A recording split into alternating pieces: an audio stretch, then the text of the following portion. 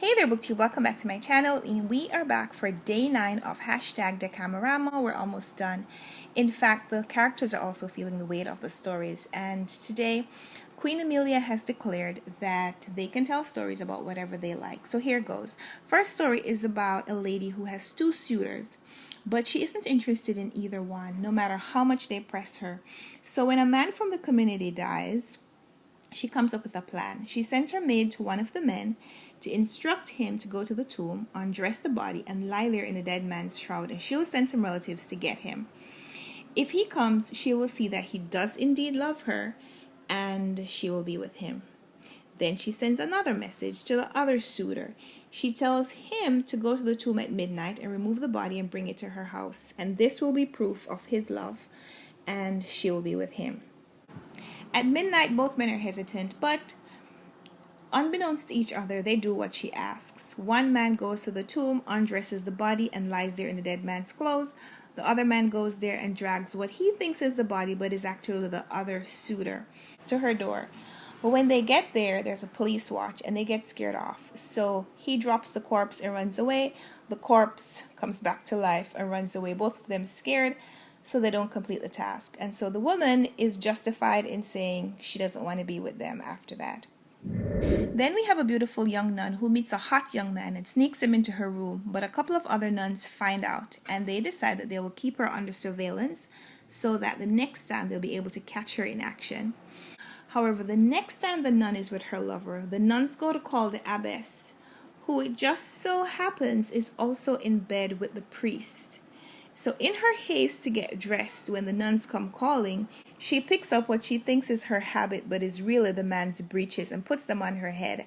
And in the excitement to go catch this nun in the action, nobody notices until she's in the interrogation room, and the nun finally looks up to meet the abbess's eyes and realizes that on her head she's wearing a man's pants. When she sees, the abbess has to confess that she was doing the same thing, and so she encourages all the nuns to go have fun wherever they can. Then we have another story about Calin being tricked by his so-called friends. Calin really needs some new friends. In this story, he's received a small inheritance, which he plans to use to buy a piece of land, but his 3 friends want him to spend it on them. So they come up with a plan. Each one of them separately meets him up and tells him that he looks sick and suggests that he goes home and take a urine sample and send it to the doctor. They also conspire with the doctor, so when Calin sends his urine sample to the doctor says, "Whoa, I have to come tell you exactly what's wrong." The doctor says, "Calin, you're pregnant."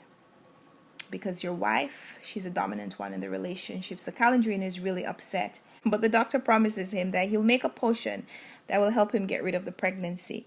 He just needs to give him a certain amount of money. So the doctor takes the money and sends spice wine to Calin. So Calin recovers in a couple of days, and the doctor and the 3 friends go have dinner with Calin money. Then we have a young man named Angelari who's on his way to go see the cardinal, and against his better judgment, he hires an assistant to accompany him, but the assistant has a drinking and gambling problem. So while Angelari is sleeping at the inn, the assistant breaks in and assists himself to Angelari's money. And when Angelari wakes up and is ready to check out of the inn, he has no money, he can find no assistant, and so he decides, listen, I'm done with this, I'm going to ride away. So he gets on his horse, and the assistant shows up, but he is naked from the waist down because he lost his clothes in a bet. And he's like, "Wait, you can't leave me here." And Angelari says, "Yes, I'm going to leave you." So he starts riding away, but then the assistant calls out to these peasants who are farming down the road, and he tells them that this guy stole his clothes and is riding away. So the peasants stop him. They take Angelari's clothes away. They give it to the assistant. The assistant actually takes the horse and rides away, and Angelari is left to bear the brunt of his assistant's gambling problems. Then we have yet another story about Calin and his friends, so-called friends, tricking him. In this one, him and his friends, they get a job to paint a rich man's house. But in the process, Calin falls in love with the rich man's mistress. He sees her and he is instantly smitten with her. So the friends, they get together with the rich man as well as the mistress, and they pretend that the woman also loves Calin and gets him to perform all these antics for her. So they pretty much turn him into a court jester. But eventually, one of the friends, who is Calendrino's in-law, goes to Calendrino's wife and gets her to come to the house. And when Calendrino and the mistress are in a compromising position, the wife shows up and she yells at him and attacks him. And so Calendrino has to go back home with her and the fake affair is over. Then we have a poor man who's running a bed and breakfast style deal, but he lives in a one-room house with his wife and teenage daughter and infant son. So because of the sparse accommodations, he only does it for people that he knows. Anyway, this guy from the community falls in love with the man's teenage daughter and comes up with a plan to get himself invited into the bed and breakfast. So him and his friend, they get a couple of horses and load up the horses like they're going on this long journey. They ride around. They eventually come to this man's house. They say, listen, we got stopped. We didn't plan to be on the road. Can we stay here? So the man says, okay. So here's the deal. The man sets up the room. 3 beds plus the baby's cradle. The man and his wife with the cradle next to her. The girl's boyfriend, who he doesn't know is the girl's boyfriend, and his friend are in the next bed, and the daughter is in bed by herself. So when he thinks everyone is sleeping, the girl's boyfriend, he sneaks out of bed and he goes into bed with the daughter, leaving the friend in bed by himself. The friend wakes up to go to the bathroom but finds the cradle in the way, so he moves it next to his bed. He's away. Then the wife wakes up to investigate a noise she hears in the house, but when she comes back, she sees the cradle over on this bed, so she thinks this is the bed that she's supposed to be in, so she climbs into bed next to the friend.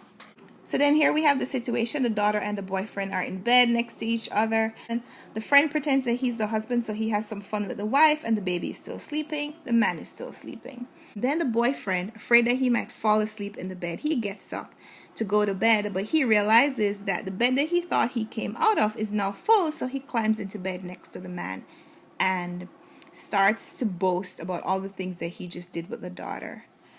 The man is livid. So he wakes up. He's like, how could you do this? I let you into my house. How could you do this? The wife, now hearing this, realizes that she's in bed with somebody who's not her husband. In the dark, she sneaks out. She gets into bed with her daughter. And then she calls out, no, he must be dreaming. He's just an idiot having stupid dreams. How could that happen? I'm in bed with your daughter. Nothing happened over here. Then we have a man who has a very disagreeable wife. But one night he dreams that wolves attack her, ripping apart her face and her throat. But when he wakes up, he tells her, be careful. She says, I don't believe you, because she's suspicious. She thinks that he has some other reason why he wants to keep her out of the woods. So she goes to the woods anyway, and guess what happens? The wolf attacks her, ripping apart her throat and her face. And she has to confess that her husband was indeed right. Then we have a man who named Chiako, who's a glutton, and he sees another man named Biondello buying fish. So Chiako asks Biondello who the fish is for, because as a glutton, he wants to go to that person's house and try to get an invitation for the dinner. So Biondello tells him a lie, tells him that the fish is actually for someone else. So when Chiako gets cheated out of that dinner, he's really upset, and he resolves to take revenge on Biondello. So he hires a prankster to go to a gentleman with a fake message that is supposed to be from Biondello that will make the gentleman angry. So later, the gentleman is so angry, he beats up Biondello severely, and Chiako visits him to gloat. And then the next story that has a trigger warning. It's 2 men who are on their way to meet the king, King Solomon, to ask his advice on their problems. One of them is a man named Giuseppe, who has a very disagreeable wife who will not listen to him, and Solomon simply tells him, go to Goose Bridge. Then the other man is a guy who entertains a lot, but complains that no one loves him, and to him Solomon says, love. A little underwhelmed by the advice, they set off to go to Giuseppe's house. When they meet a mule and his owner, and the owner is beating the mule, and they're filled with compassion, and they're like, why are you beating the mule? And the man says, well, he behaves better when I beat him. And so they ask someone, where are we now? And the person says, we're at Goose Bridge. Whoa. So Giuseppe realizes that maybe there's some truth to what Solomon said. So when they get home, the wife is as disagreeable as ever, and Giuseppe just beats her into submission, and she changes her ways. Then the other guy realizes that he was really only throwing parties to show off. And so when he starts treating people with love, instead, people love him back. In this story, we meet a poor priest who does some buying and selling, carting around his goods on a mare. He becomes friends with another poor man doing the same business, but this man has an ass and a pretty wife.